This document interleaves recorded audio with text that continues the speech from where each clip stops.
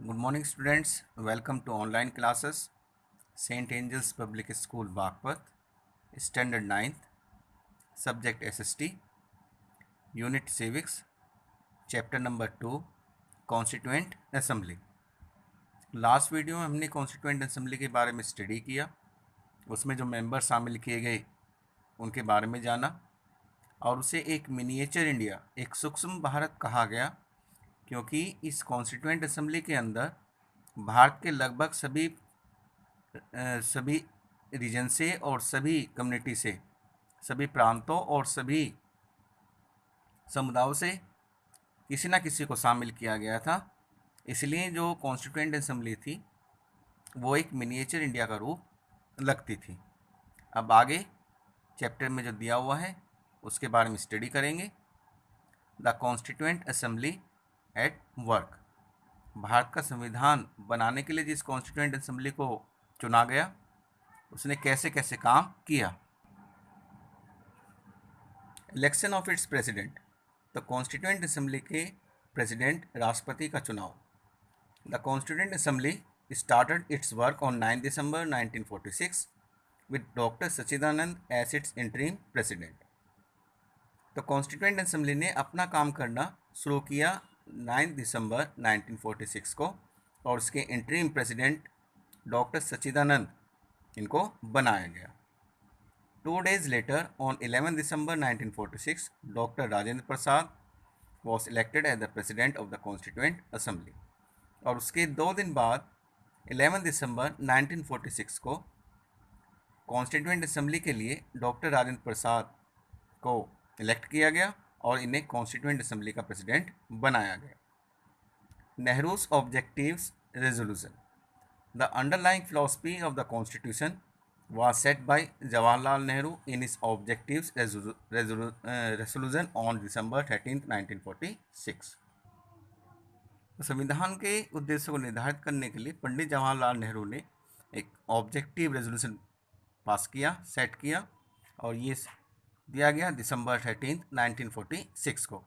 देश का संविधान किन चीज़ों पर आधारित होगा, उसके अंदर किन मूलभूत चीज़ों को शामिल किया जाएगा, इसको लेकर नेहरू ने अपना ऑब्जेक्टिव रेजोल्यूशन दिया।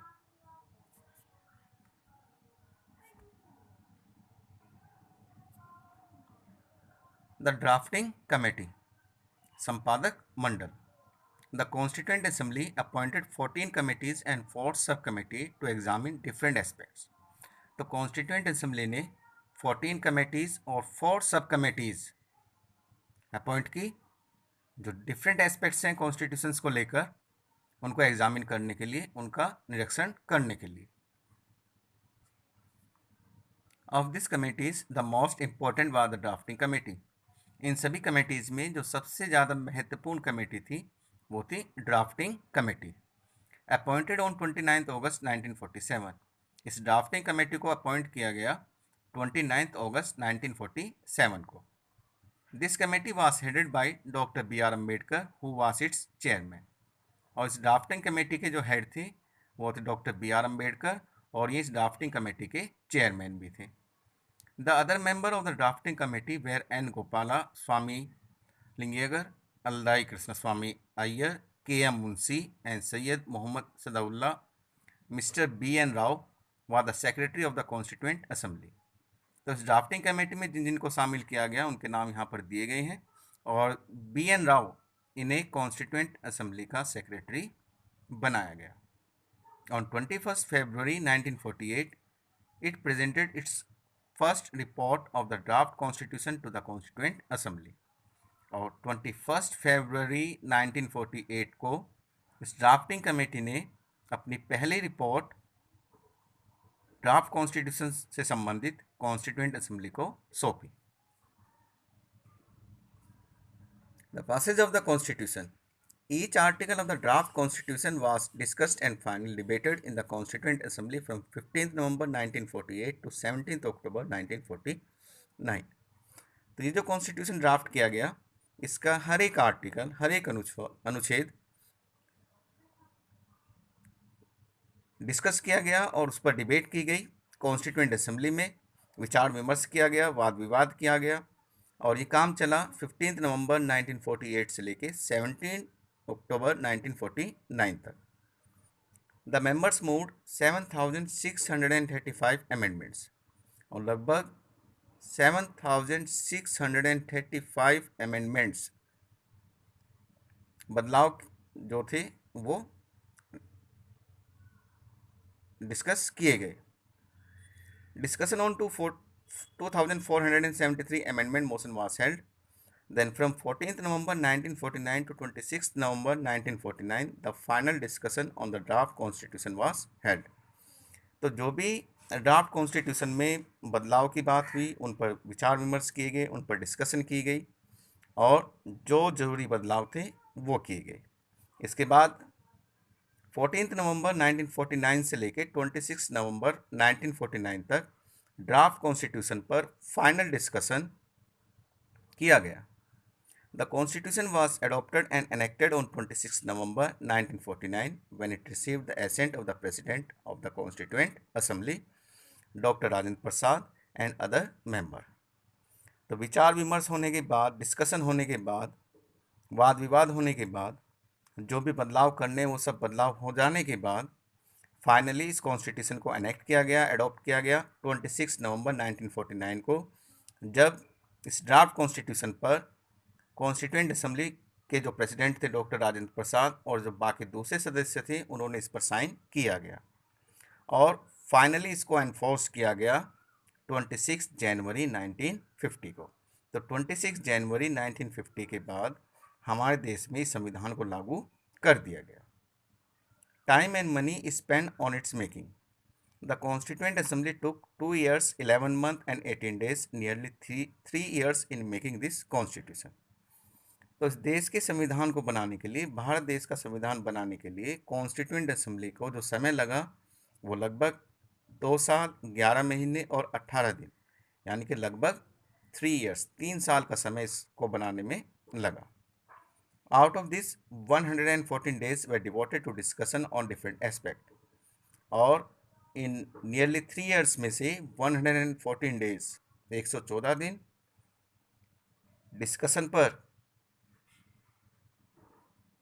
डिस्कशन के लिए इस्तेमाल किए गए और इसको बनाने में उस समय जो खर्चा हुआ वो लगभग 6.4 करोड़ के आसपास था। Preamble. The preamble contains the ideals and basic principle of the Indian Constitution. The preamble is not a part of the Constitution, but it has been described as the key to the Constitution. तो ये जो preamble है ये हमारे देश के संविधान के जो आइडियल्स हैं और बेसिक प्रिंसिपल हैं, मूल सिद्धांत हैं, वो इस प्रियम्बल में दिए गए हैं। हालांकि ये जो प्रियम्बल है हमारे देश के संविधान का हिस्सा नहीं है, लेकिन इसे की टू द कॉन्स्टिट्यूशन कहा गया है। It is not enforceable by the court of law, और ये एनफोर्सेबल भी नहीं है। No one can go to the court and say that the preamble has not been enforce by the government. कोई भी कोर्ट में जाकर ये दावा नहीं कर सकता कि जो संविधान का प्रियम्बल है उसे सरकार द्वारा लागू नहीं किया गया है। Still the preamble serve as the guiding light of the constitution.